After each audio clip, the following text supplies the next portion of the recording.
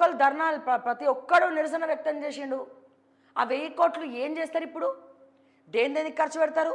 మా ఓయూ డెవలప్మెంట్కి దేనికి ఖర్చు పెడుతున్నారు? మా నిరుద్యోగుల పరిస్థితి ఏంది? పీజీ కోర్సుల పరిస్థితి ఏంది? ఓయూ పిహెచ్డీల పరిస్థితి ఏంది? ఇవన్నీ మాట్లాడాల్సినటువంటి అవసరం ఉన్నది.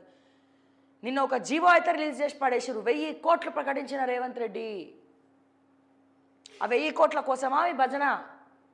రేవంత్ రెడ్డిని భజన చేస్తే జై రేవంత్, జై జై రేవంత్ అని భజన చేస్తే 1000 కోట్లు ఇస్తాడా? క్రెడిట్ అయినాయా? ఓయూ అకౌంట్లో డబ్బులు పైసలు పడ్డాయా? ఇంకా ఒట్టి లెటర్లే చేతిలో పెట్టిరా, పైసలు కూడా చేతిలో పెట్టిరా?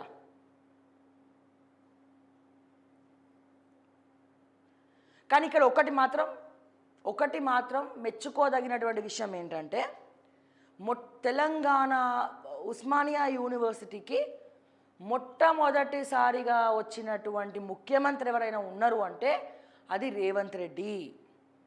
ఆయన పని చేసిండా, పని చేయలేదా, బిల్డప్ రాజానా, బిల్డప్ కోసమే వచ్చిండా, లేకపోతే ప్రొఫెసర్ కాసిం లాంటి వాళ్ళతో భజన చేయించుకోవడానికి వచ్చిండా అనేది మనం పక్కన పెడితే, ఇప్పటి వరకు ఉస్మానియా గడ్డ మీద ఏ ముఖ్యమంత్రి అడుగుపెట్టలేదు. మొట్టమొదటిసారి అడుగుపెట్టడానికి డేర్ చేసినటువంటి పర్సన్ ఎవరైనా ఉన్నారంటే అది రేవంత్ రెడ్డి. ఖచ్చితంగా మెచ్చుకోదగినటువంటి విషయం. అట్లీస్ట్ ఓయూ వరకు అని వచ్చిండు. అంతమంది నిరసన వ్యక్తం చేస్తున్నా అక్కడ దాకా వచ్చిండు. ఆర్ట్స్ కాలేజ్ కన్నా వచ్చిండు. తర్వాత నిధులు తెస్తాడా? ఇప్పుడు ఇదే ప్రొఫెసర్ కాసిం గారిని అడుగుతాం. ఉట్టి జీవో రిలీజ్ చేసారు, ఓకే,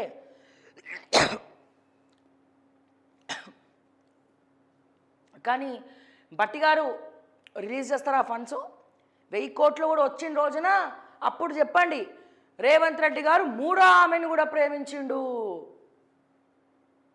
అని చెప్పండి. అప్పుడు కూడా భజన చేయండి. ఎప్పుడు అది? మీకు డబ్బులు క్రెడిట్ అయినప్పుడు, డబ్బులు మీ అకౌంట్లో పడినప్పుడు, ఓయూ అకౌంట్లో 1000 కోట్లు పడినప్పుడు మనం మాట్లాడుకుందాం. ఉట్టి లెటర్ల మీద మాట మీద కాదు. మూటలు వచ్చినాయా లేవా అనేది చెప్పండి.